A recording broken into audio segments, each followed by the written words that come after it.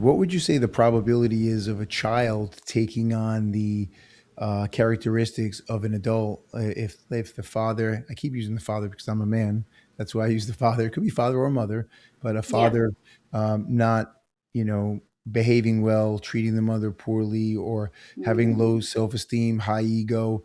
What's the probability that child takes on the personality and the habits of the father as he gets older?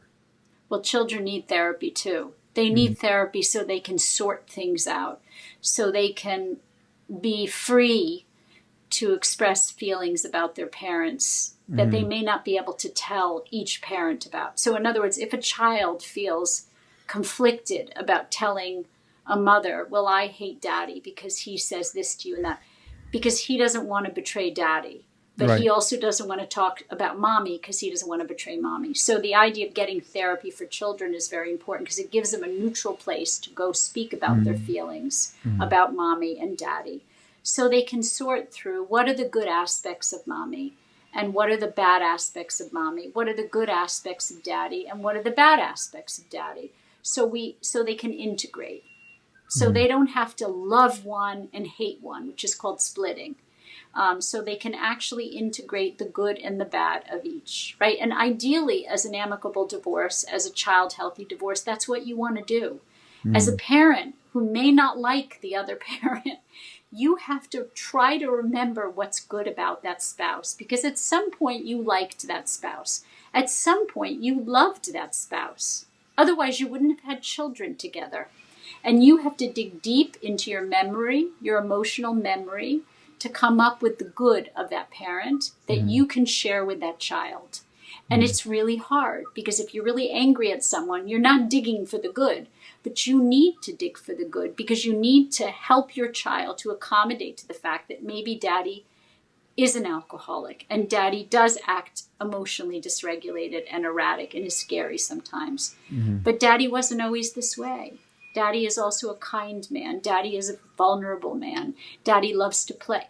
You have to be able to help that child to integrate the good and the bad. Mhm. And when you're really angry at your other partner, your ex, it's very hard to do, but that's what's necessary for that child. Mhm.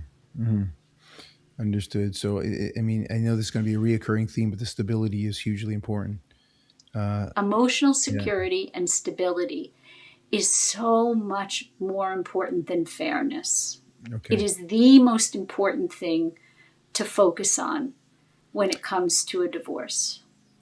Okay. So I have a scenario for you. So I was originally thinking as you were speaking and you kind Yeah. of debunked this, strengthened it, debunked it, like maybe splitting half the time with mom, splitting half the time with dad after a divorce. And by the way, for our listeners, I'm not getting a divorce at all.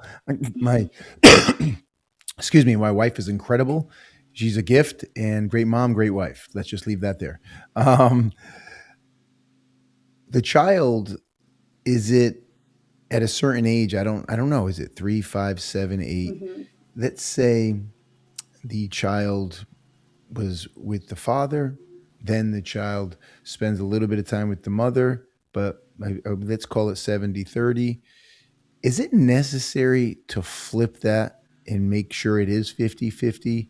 Like, I know you said the most important thing is stability and consistency and good structure for the child, what's most important for the child. But I'm talking in regards to roles of the father, roles of the mother. Don't we need to have a steady and somewhat 50-50 presence of the mother and father if there's no substance abuse, violence, aggression, drugs, any of those things? Yeah. So there's a difference between spending time with your children and needing them to live under your roof. Okay. So, do children need to live under your roof, even though you may work very intensely because you have to get a nanny so you can possess them so they can be under your roof because you that's your time. That's my time with my children. So the idea is it's very common for parents to say, it's my time with my children, even if they're not there with their children, even if they have to put them in daycare. So I've dealt with cases where the father demands 50-50, but is working really hard. And it means that the baby then has to go into daycare under 3. rather than be with the mother who may only work part-time or not at all, where that child would be much healthier. So this is the kind of thing that I'm talking about. So if you can be with your child, really physically and emotionally be with your child, that's when you should be with your child, if you know what I mean. Okay. So if you can spend lots of time with your child during the week. I always recommend, if you're going to divorce or separate, live maybe not next door, because that could create a few problems as you partner with other people, but live down the street. Okay. Live close enough to walk. My two grandmothers had houses that were around the corner from one another, and they did that intentionally. They were grandparents from different sides. One was my father's mother, one was my mother's mother. Oh, wow. They weren't competing. They were creating a situation where their grandchildren could walk back and forth. And it worked. It's great. Right. So the idea is have parents live in close proximity to one another, where children can go back and forth, but also where your home is down the block and you can come and you can go pick up your child at school like you did when you were married. You can go take them out to the park and play with them. You can go take them even for an early dinner or have them do homework at your apartment. But when it comes to going to sleep, they can go back to the bed that they're used to sleeping in. Okay. None of this, you mine.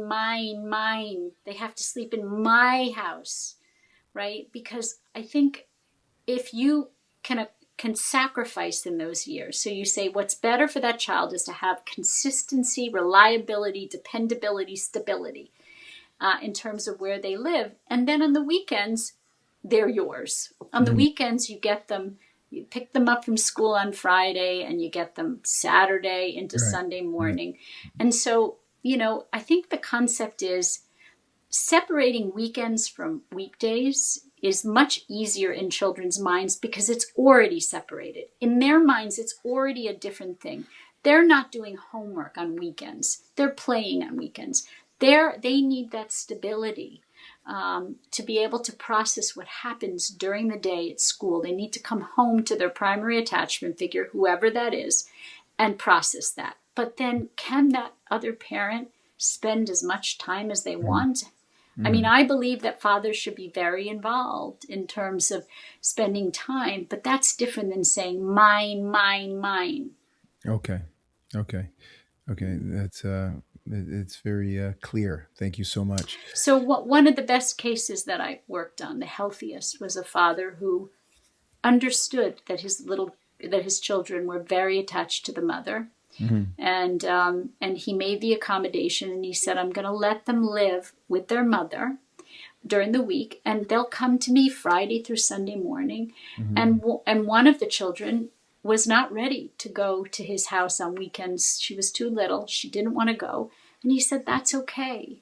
That's okay. You stay with your mommy until you're ready to come to me. And when you're ready, I'm here. I would love to have you come, but I'm not going to force you. That's a sensitive father. That's a father who wasn't possessing or trying to possess his children.